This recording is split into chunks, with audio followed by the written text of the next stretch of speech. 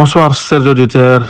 Je suis très ému et très vraiment flatté de vous retrouver et de parler d'une situation, c'est-à-dire la gouvernance fragilisée et les crises sportives, en quelque sorte les leçons croisées entre le Sénégal et l'Algérie. Le cas du Sénégal avec Pape Thiaw et celui de l'Algérie, Vladimir Petkovic, révèlent une même réalité à mon humble avis. Les crises sportives ne sont jamais uniquement liées aux résultats sur le terrain. Elles sont plutôt le reflet des failles profondes dans la gouvernance des fédérations. En ce qui concerne le Sénégal, le problème est surtout institutionnel. Quand je parle d'institutionnalité, c'est par rapport à l'absence de transparence, gestion contractuelle, improvisée et communication maladroite. Quant à l'Algérie, la crise est avant tout financière et juridique, étant donné que la prolongation précipitée du contrat, indemnité colossale et risque de litige international.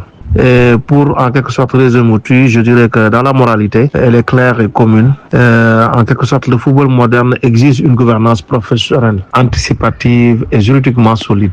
Et pour aller dans ce sens, je crois que remplacer un entraîneur ne suffit pas si les structures restent défaillantes. Sans réforme, les mêmes erreurs se répéteront, entraînant pertes financières, crise sportive et atteinte à l'image nationale. En définitive, je crois que ces deux affaires rappellent que la réussite d'une équipe nationale ne dépend pas seulement du talent des joueurs ou des choix tactiques d'un coach, mais de la capacité des institutions à gérer avec rigueur la transparence et la vision à long terme. Et à mon humble avis, c'est la gouvernance qui fait la différence entre une crise passagère et un projet durable.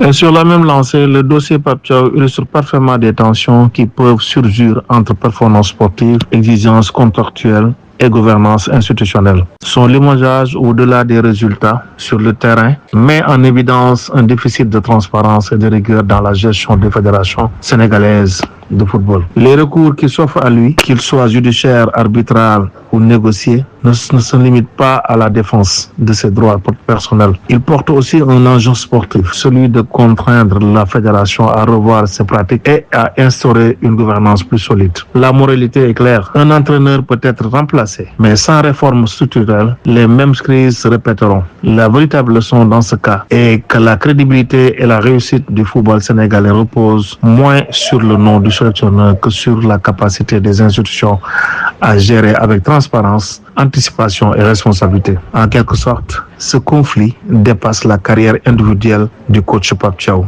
Il constitue un test de maturité pour le football sénégalais appelé à transformer une crise en opportunité de refondation. Diallo Impact 360.